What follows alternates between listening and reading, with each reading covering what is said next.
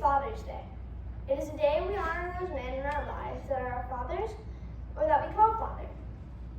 We read a scripture on Mother's Day, and I would like to reread it again today. Exodus 12:20. Honor your father and mother.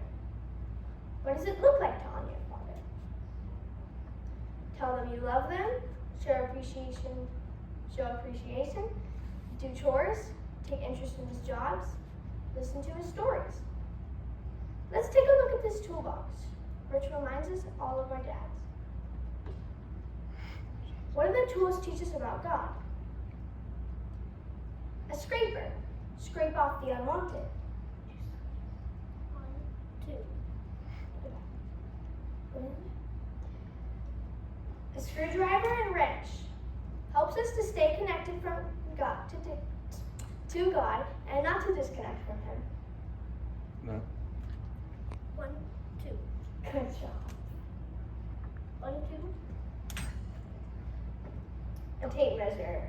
How do you measure up as a Christian? 1, 2. Pliers. Do you grasp onto God's love? 1, 2. A saw. Cuts off the pieces that do not honor God.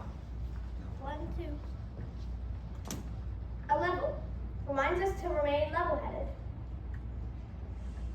1, 2. Hammer and nails. Join things together like Jesus wants to be joined with Him. 1, 2, 1, 2. God is your Heavenly Father, and He's given us an earthly father. Now let's pray. God, thank you for fathers. There are those that do not have an earthly father, so thank you for those that you put in their lives to be a father to them.